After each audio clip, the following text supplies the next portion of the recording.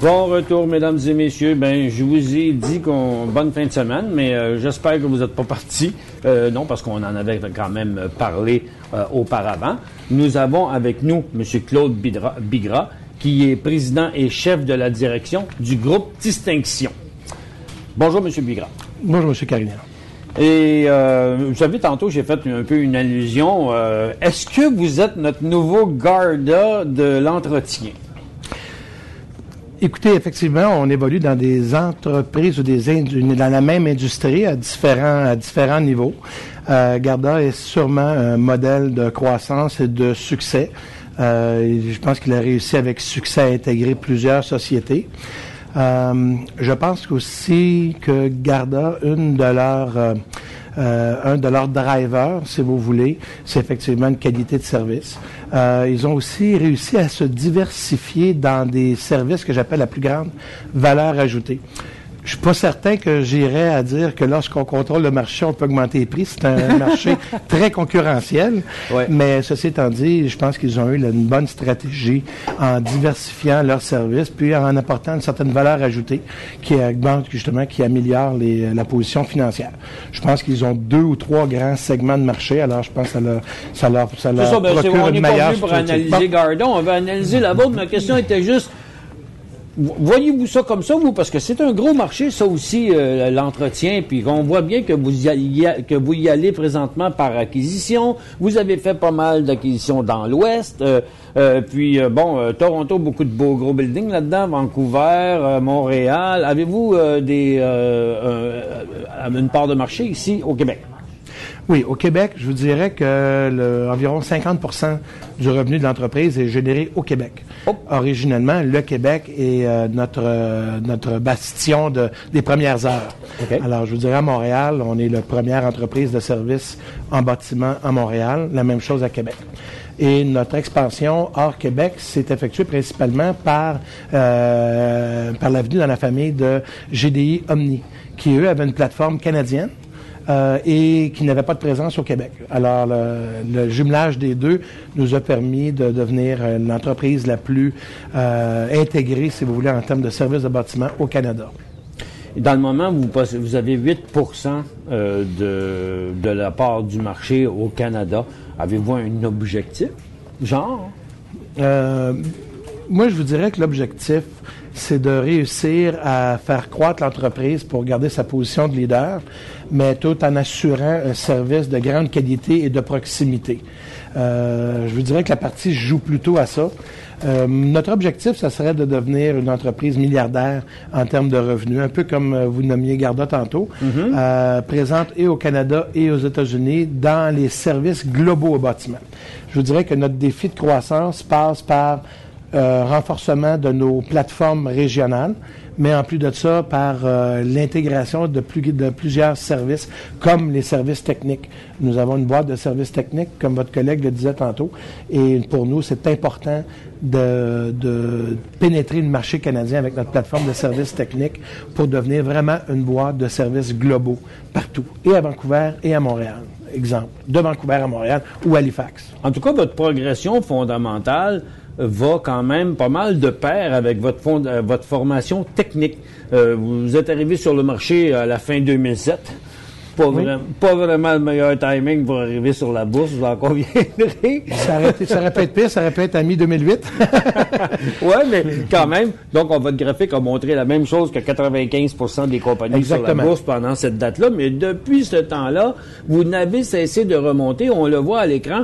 Et nous, ce qu'on a remarqué surtout, c'est que depuis 2011, même si c'est pas une compagnie très liquide, là, dans les meilleurs volumes, c'est 150 000 par semaine. Mais moi, je vois quand même ça comme un gros changement au niveau du trading. Il y a quand même beaucoup plus d'activités qu'on voyait avant sur votre compagnie et surtout dans ce coin-ci lorsqu'elle est passée de 2,75 à 3,75 Maintenant, vous êtes dans une zone de 3,25 assez stable, facile à supporter. Quand même, un titre comme ça qui n'a pas beaucoup d'activité dessus, là, pour l'empêcher de tomber, il faut pas besoin d'acheter des dizaines de millions d'actions. On voit que vous le supportez bien, ou en tout cas celui qui s'en occupe le supporte bien. Et dans les prochains mois, on aime ça dire aux gens ici, achète cette compagnie-là, elle va valoir tant l'année prochaine. On essaye, mais on ne réussit pas tout le temps. Mais dans la vôtre, il semble qu'elle est bien tenue. Côté progression des prochaines années, avez-vous des plans? Oui, mais le plan s'articule sur 3 axes principalement. Un, c'est de continuer notre progression dans le marché primaire de l'entretien général d'immeubles, qui est quand même notre créneau de base, partout au Canada. On est déjà présent partout. Vous parlez de l'entretien général, le ménage? C'est ça, entretien ménager, nettoyage, ménage, service d'entretien paysager, déneigement. OK. Dans le jargon, on appelle ça le soft service. OK. Les services col bleu. Alors, oui, on veut continuer à développer notre plateforme et renforcer aussi chacun de nos marchés pour qu'on devienne au moins le premier joueur ou le deuxième dans tous les marchés. Ça, c'est un premier axe de développement. Le deuxième axe, c'est le développement de notre plateforme technique dans tous nos marchés. Alors, présentement, notre spectre de services n'est pas égal partout. Alors, au Québec, on a permettez l'anglicisme, un slate de services plus élaboré qu'on va l'avoir à Regina ou à Calgary. Alors, on travaille justement à harmoniser l'ensemble de l'offre qu'on fait à notre clientèle canadienne. Le troisième axe de développement, c'est bien entendu, il faut aujourd'hui préparer notre croissance de demain. Alors, on est très actif à s'implanter dans le nord-est des États-Unis, dans des marchés similaires, pour justement avoir la plateforme qui demain va nous permettre de faire une différence puis de continuer notre stratégie de croissance accélérée. Mais faut cognez à la porte des États-Unis. Là. Est-ce que vous avez déjà quelque chose là-bas? Non, pas encore. On n'a pas réussi depuis quelques 18 mois à vraiment atterrir quelque chose. OK. Vous savez, la gain des acquisitions, dans le fond. C'est ça. Vous savez que les résultats de demain sont tributaires des actions qu'on pose aujourd'hui. Ah oui, oui. Alors, aujourd'hui, on tente de faire ce qui est meilleur pour le marché et pour les actionnaires. Alors, c'est peut-être un petit peu plus long que j'aurais voulu, mais à la fin de la journée, je pense que c'est pas je dirais que la nuit est jeune, si vous me permettez. Vous parliez tantôt du stock. Vous savez, nous, on n'a fait aucune intervention au niveau du stock. Alors, je suis un petit peu fier de dire que les actions se comportent d'elles-mêmes. Alors, on n'a pas à les supporter parce que je pense qu'à quelque part, on est très prudent au niveau management puis les gens reconnaissent ça.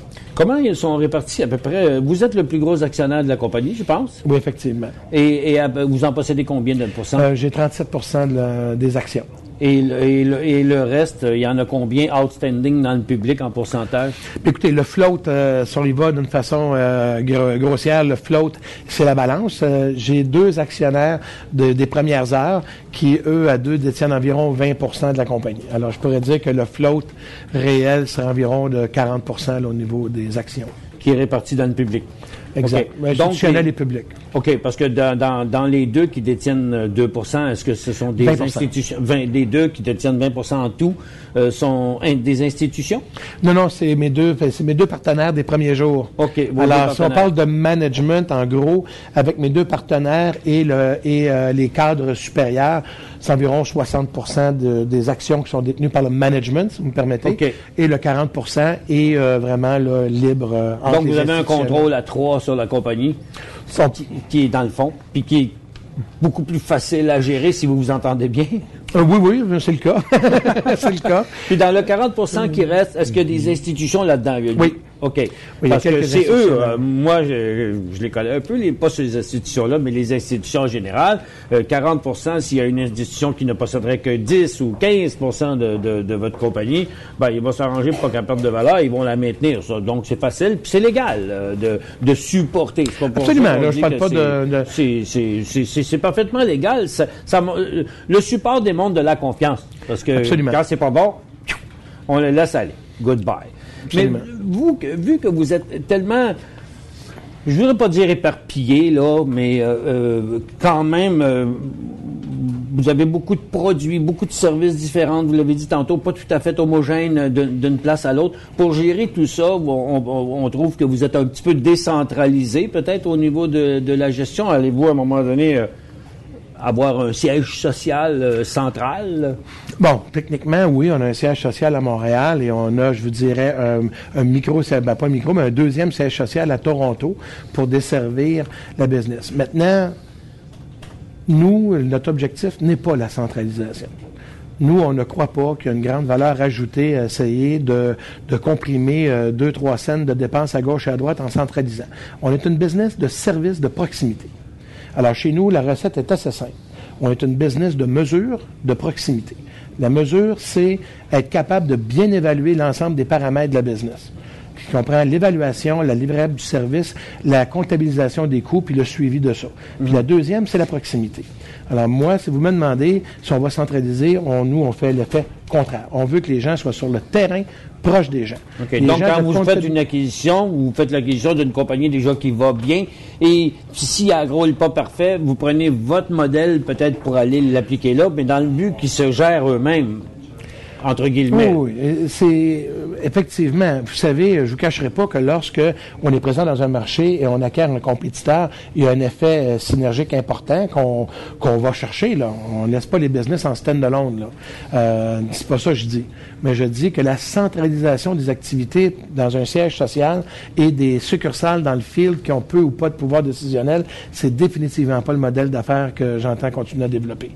Les gens sont vraiment régionaux et c'est la saveur régionale. C'est le fameux hamburger McDonald's qui goûte dépendamment des pays. Bien, justement, vous m'enlevez l'exemple de la bouche. J'allais vous dire tantôt, chaque McDonald's est indépendant lui-même, puis la compagnie se porte pas trop mal. Exactement. Il faut laisser les gens, il faut avoir confiance aux gens. Les gens sont intelligents, les gens sont... Vous savez, puis la recette, comme vous dites, diffère parce que les Russes n'aiment pas les hamburgers comme tout à fait avec le même goût que nous autres, puis peut-être que dans l'entretien, c'est pareil, pas les modes, mais les coutumes sont différentes un peu plus d'une place à l'autre. Absolument, absolument. Puis il faut travailler avec ça. Il faut harmoniser les services, il faut standardiser des procédés, mais il faut que les gens localement soient décisionnels, puis il faut qu'ils puissent intervenir auprès de leur marché.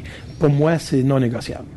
En tout cas, moi, j'ai vu aller l'évolution de la compagnie qui s'occupe de la gestion, justement, de l'entretien dans le building ici où on se trouve à Montréal, qui est un building de 15 étages. Je sais très bien que la compagnie qui est ici en a d'autres ailleurs aussi et que ça a évolué au cours des dernières années parce que avant ça, c'était des sous-contracteurs. Maintenant, c'est plus une compagnie qui fait la gestion de bien des entreprises. Donc, il semble que c'est la mode de s'en aller vers ça pour la plupart des édifices qui veulent pas avoir leur propre personnel pour gérer ça. Absolument.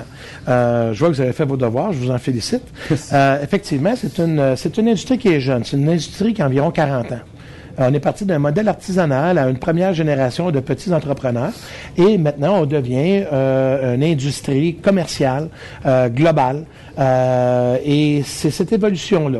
Vous savez, c'est comme partir d'artisans en chaussures à des grandes entreprises comme Nike. On est dans cette évolution-là. Vous avez tout à fait raison. Après vous, vous êtes un des plus gros. Après vous, c'est qui le plus gros? Le deuxième plus important, vous savez, nous, le problème qu'on a, c'est que au Canada, on est la seule société publique. Alors, à cause de ce fait-là, il est difficile pour moi de vous donner des noms, des volumes, des rangs, parce qu'on n'a pas l'information totalement fiable. En gros, fiable. Là, on connaît nos compétiteurs. Au Québec, Calinette, c'est pas un compétiteur à vous. Calinette, ils sont dans les sinistres. Exactement. Calinette est un compétiteur à notre division systématique. Ah, OK. Oui. Calinette, c'est une entreprise qui évolue plutôt dans le secteur de business to consumer. Tandis que nous, on est plutôt en B2B. OK. Ben, je pense que, écoutez, on a déjà écoulé le temps qu'on avait. Je pense qu'on va inviter les auditeurs à surveiller peut-être se promener sur Internet pour regarder toutes les compagnies qui sont dans le milieu, puis essayer eux autres de deviner, avant que vous nous l'appreniez, quelle est la prochaine compagnie que vous allez acheter. Monsieur Bigras, merci d'être venu à l'émission. Au revoir, merci.